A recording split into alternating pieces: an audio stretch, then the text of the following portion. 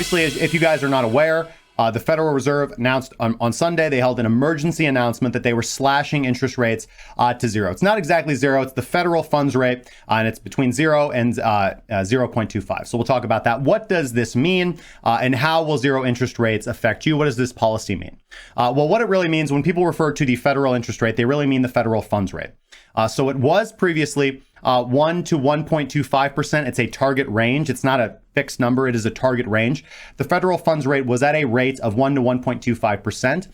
And it dropped 100 basis points to 0.07 to 0.257%, right? So this was a 100 basis point cut. What is a basis point? A basis point is 1/100th of a percent, or 0.01%, right? So this was a 1% cut in the federal funds rate. So what is the federal funds rate?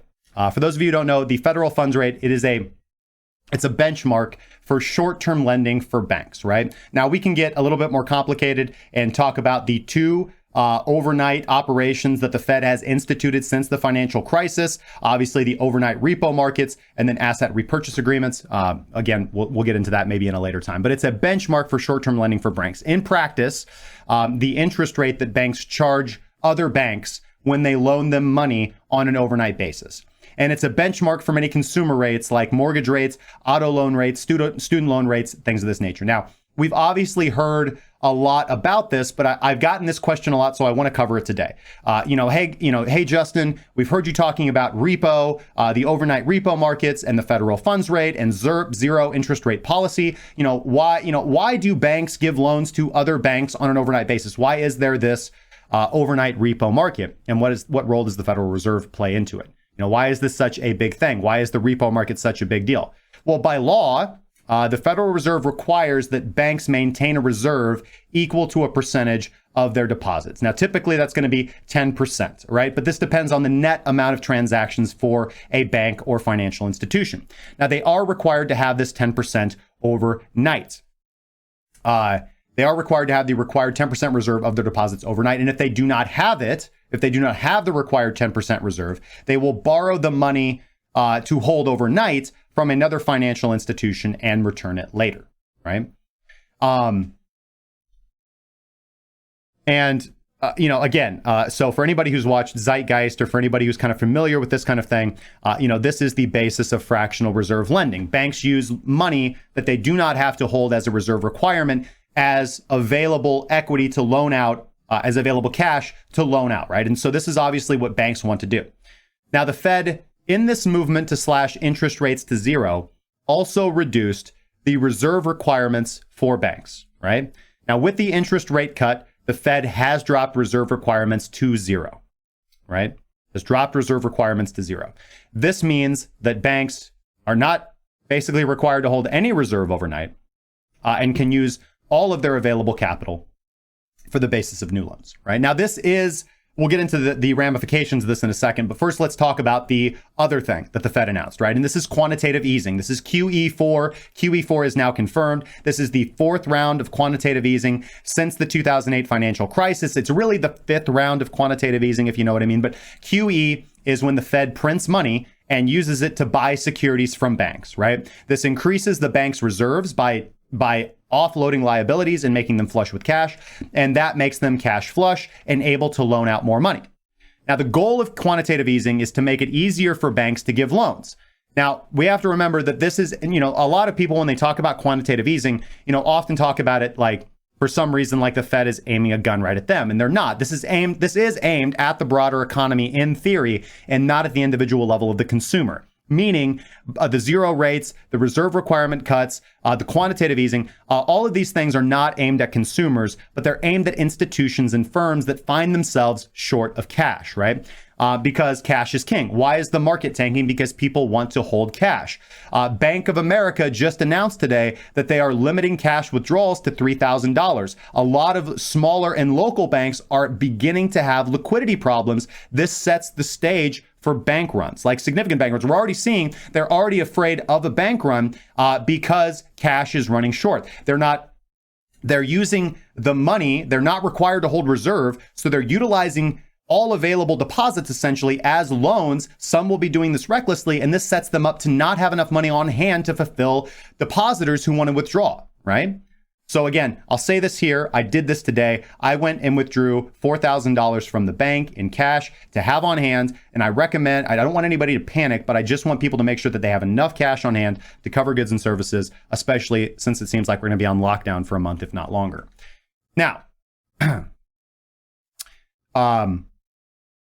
getting back to QE4, this allows, when we're talking about firms and institutions that find themselves short of cash, this allows them to borrow cash cheaply from banks to pay suppliers, make payroll, keep creditors paid, right? So it's not aimed at the individual level. It's aimed at the broader economy at large, right? So how will this affect you on a personal level, right? So one, let's talk about some basic stuff here, and then we'll talk about how this can affect Bitcoin. But I want to talk about in general, right, with a kind of a positive lens, right? Through a positive lens, what are good things, right? What are good things, right? What are good things, right? So one, home purchasing, right? It will be cheaper to buy a home. This is what you're going to hear from everybody. Well, hey, low rates, go buy a home, man, refinance your house. Refinancing your house is a good idea, right? Interest rates are really, really low, but it won't really be that much cheaper to buy a house. It really will not, right? A sharp drop in the federal funds rate always leads to a modest drop in the 30-year mortgage rate, right? And the other kicker is this, right? When interest rates go down, the price of assets typically go up, right? That means that although the credit will be cheaper to take on, the actual value of the house will likely go up, right? Now, the nice thing is that this is good long-term for real estate investment. Right? This is, if you talk to any successful real estate investor, they will say that the best time to buy is in market crashes, right? Because the value of real estate is something that tends to go up relatively quickly and sustainably following a market crash, right? Because interest rates are low. So remember, interest rates are just a lever. The lever gets switched one way and the price of assets go up. So, the credit to purchase the home will get cheaper, but the price of the home will likely go up, right? Now, this is, again, as I said, this is good for long-term real estate investment. So for those that are looking to add value to your portfolio, market crashes are good times to shop for real estate. Of course, many of you who are simply looking for a home for yourself will be nervous purchasing a home during troubling economic times. But if you were already thinking about doing it, if you were already thinking about buying a house and you have a secure job with good credit, it's likely that there's not going to be a better time than now and over the next year, right? The average 30-year mortgage lending rate for home buyers was 3.29% on the 4th of March. It's currently about 3.36%. It might be worth waiting a few weeks to see where rates go. But if you're in the market for a house, now may be a good time to begin looking more seriously. Again, don't run out and buy a lot of houses, but this is a strategy for those interested in real estate. Let's talk about loans in general. It will be cheaper and easier for those with good credit to get loans, but this won't mean much to consumers. Again, these rate cuts are not targeted at individual consumers, but at banks and large businesses. However, if you've been wanting to take out a loan to start a business or add to your existing business, this does represent a time of cheap credit to do so. And again, market crashes represent fantastic opportunities, not only typically to buy real estate, but also to start a business, right? Most people who say they start businesses in economic crashes do very well. Because you put yourself out there, you grind, you have the profit incentive, you have the hustle, you put your nose down, you have cheap credit, and you go and you build your business. So again, be greedy when others are fearful, be courageous when others are panicking, right? Let's talk about credit card debt. Now, the average American household carries a credit card balance of $9,333.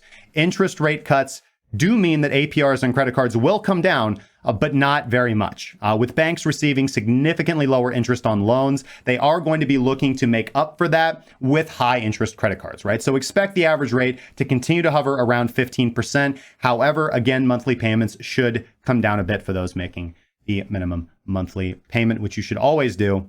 Again, good credit is a good thing to have. Always make your minimum monthly payment.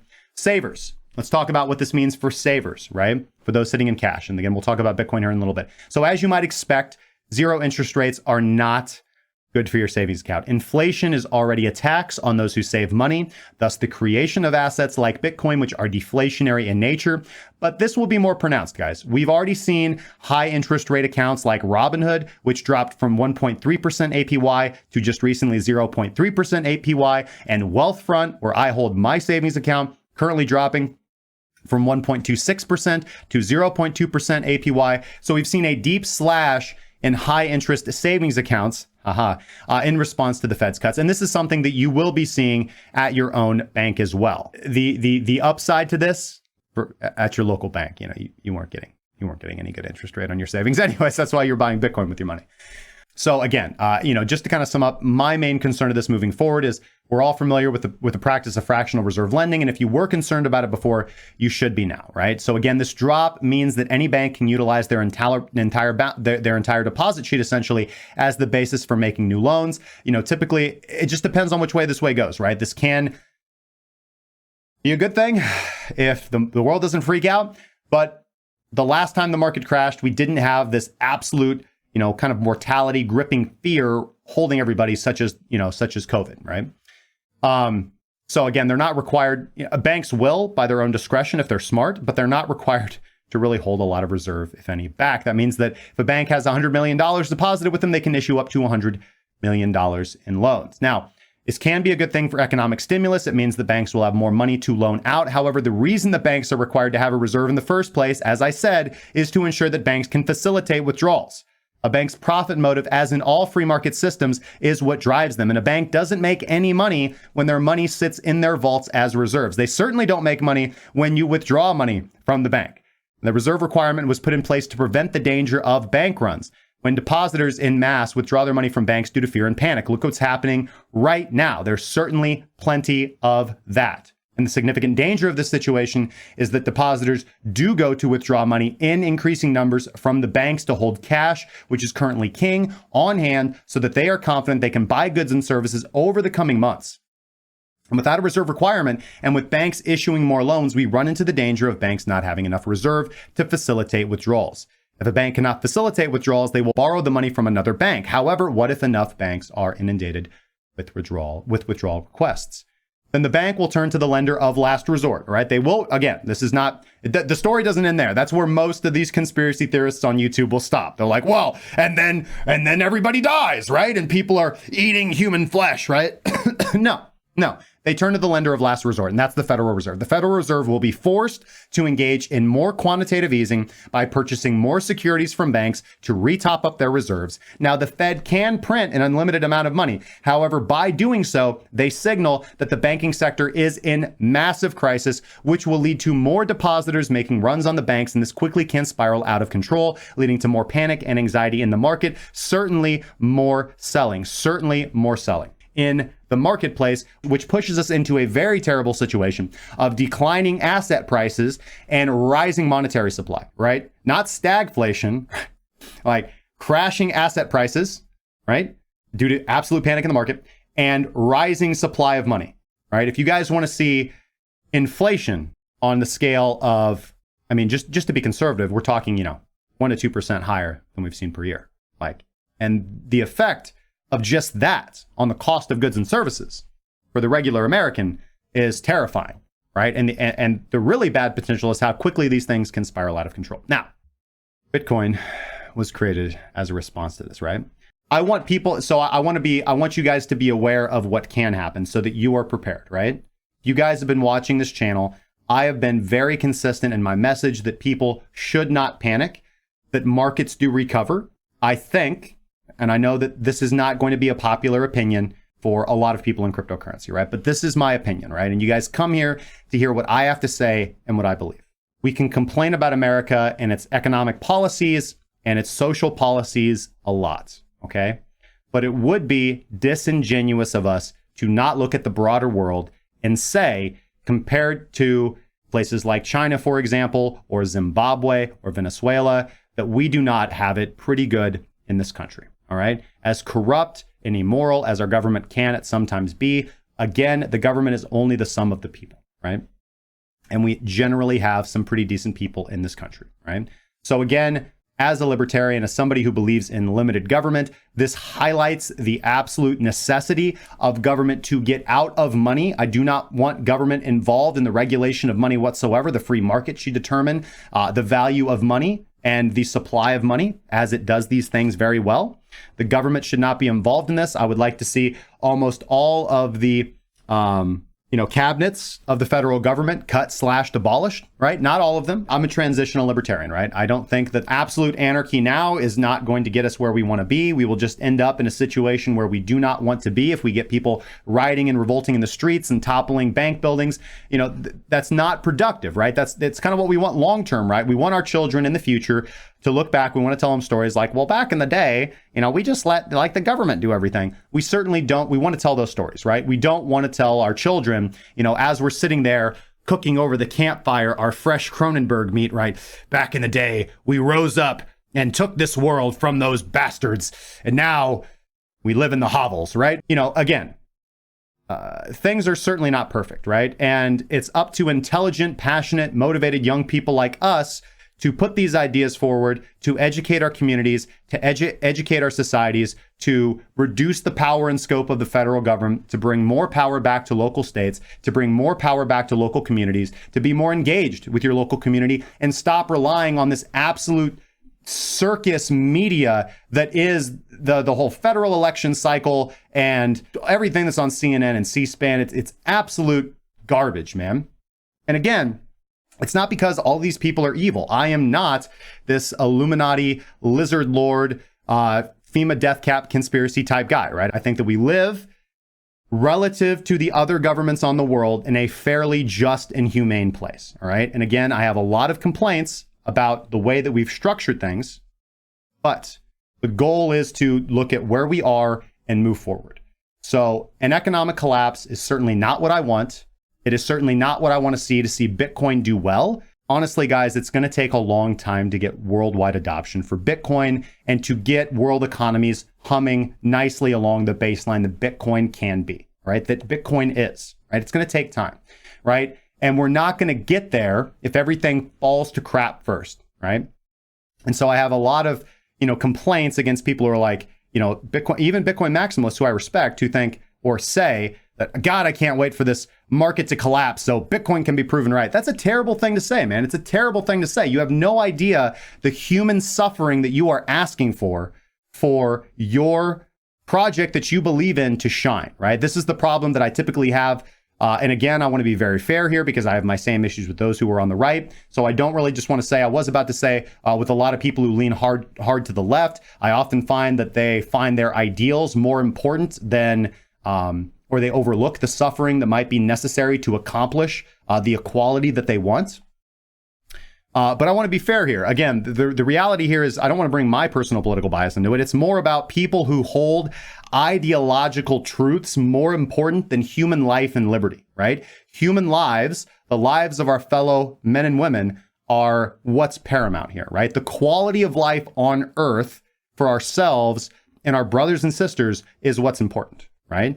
The vision of hard money, of Bitcoin as hard money, of reduced government power, of more local power, sets us up to begin experimenting with potentially more free methods of structuring societies, such as anarchy, right? I'm open to those ideas. I think that those are ideas that should be tested and experimented with in a free environment, in the free marketplace of ideas, right? I certainly do not wish for an economic collapse. And I honestly don't think it's going to happen, right? I think that things are likely to get worse before they get better, right? I am not calling any bottoms. I've been very consistent on that. I think that people in general should continue to invest as normal, because here's the thing. Stocks are still valuable, right? Again, just because we can say that our financial system is broken, right, doesn't mean that companies, corporations, and the work that they produce are not valuable, right? Even if the entire world runs on Bitcoin, guess what, guys? The stock market will just be valued in Bitcoin, right? The free market, the way that we currently have it structured, is going to require a financial system, is going to require lenders, is going to require liquidity, is going to require stocks and companies and CEOs and corporations. And people who think that that stuff's going to go away are silly. I think they're silly. Markets are good times to be greedy when others are fearful. So for those who are on the sidelines, as I'm going to say, patiently dollar cost averaging into things, establishing long-term investments, not only in cryptocurrencies, but traditional markets, real estate, position yourselves well, diversify, buy precious metals, and then also be prepared, right? Be prepared for things to be bad. As I've said before, have a couple months of food on reserve, right? Have some basic medical supplies on reserve. Have some water on supply. If you have a generator,